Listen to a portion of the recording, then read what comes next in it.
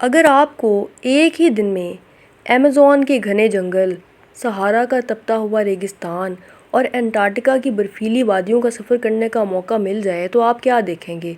हर जगह ज़मीन एक ही है, लेकिन हर जगह की ज़िंदगी बिल्कुल मुख्तलिफ है। कहीं हज़ारों किस्म के जानवर और पौधे हैं, कहीं सिर्फ कैक्टस ज़िंदा रह सकता है और कहीं इंसान भी मुश्किल ही से ज़िंदा रह पाता है। सवाल ये है, आखिर अर्थ के मुख्तलिफ हिस्सों में लाइफ इतनी डिफरेंट क्यों है? इसका जवाब छुपा है बायोस्फीयर एंड बायोम्स के कॉन्सेप्ट में। आज हम समझेंगे बायोस्फीयर क्या है, बायोम्स क्या होते हैं और अर्थ के मेजर बायोम्स कौन से हैं। What is biosphere? सबसे पहले बायोस्फीयर को समझते हैं। बायोस्फीयर अर्थ का वो हिस्सा है जहाँ लाइफ एग्जिस्ट करती है। इसमें humans, animals, plants, birds, fishes, micro organisms सब शामिल हैं। यानी जहाँ भी लाइफ है वहीं बायोस्फीयर है। बायोस्फीयर एटमॉस्फेयर, हाइड्रोस्फीयर और लिथोस्फीयर के दरमियान एक कनेक्शन का काम करती है। लाइफ को हवा एटमॉस्फेयर से मिलती है, पानी हाइड्रोस्फीयर से और न्यूट्रिएंट्स लिथोस्फीयर से। इसीलिए बायोस्फीयर को जोन ऑफ लाइफ भी कहा जाता है। What is a biome? Biome का मतलब है a large geographical region having similar climate, vegetation and animal life. यानी जिन एरियाज़ का क्लाइमेट और लिविंग ऑर्गेनिजम्स मिलते जुलते हैं उन्हें एक बायोम कहते हैं। बायोम को डिटर्मिन करने वाले सबसे इंपॉर्टेंट फैक्टर्स हैं temperature, rainfall, soil, vegetation. Major biomes of the world. Scientist दुनिया को चंद मेजर बायोम्स में डिवाइड करते हैं। First, tropical rain forest, location equator के करीब, climate hot, wet, heavy rainfalls. Features, सबसे ज़्यादा biodiversity, dense forests, thousands of plant and animal species. Examples, Amazon rainforest and Congo basin. Number 2, grassland. Climate, moderate rainfall, trees come, grass ज़्यादा, animals होते हैं zebras, antelopes, lions. Examples, African savanna and North American prairies.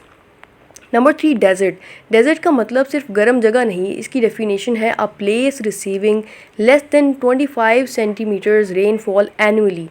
Features, extreme temperatures, water shortage, sparse vegetation.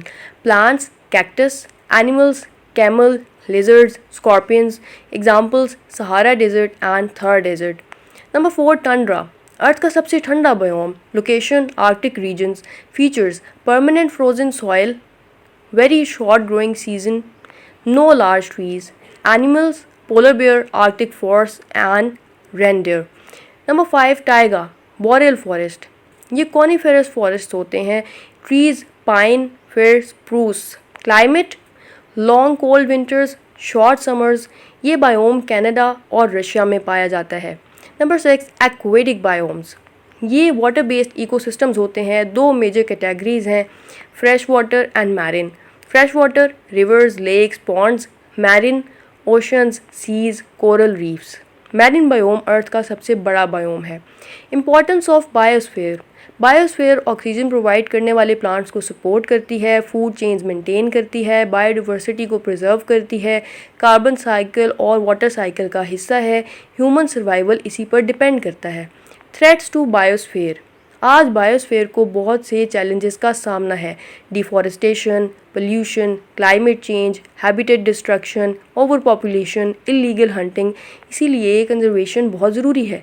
Conservation of biosphere, afforestation, wild life protection, national parks, sustainable development, pollution control, renewable energy and public awareness. ये तमाम steps biosphere को future generations के लिए protect करते हैं।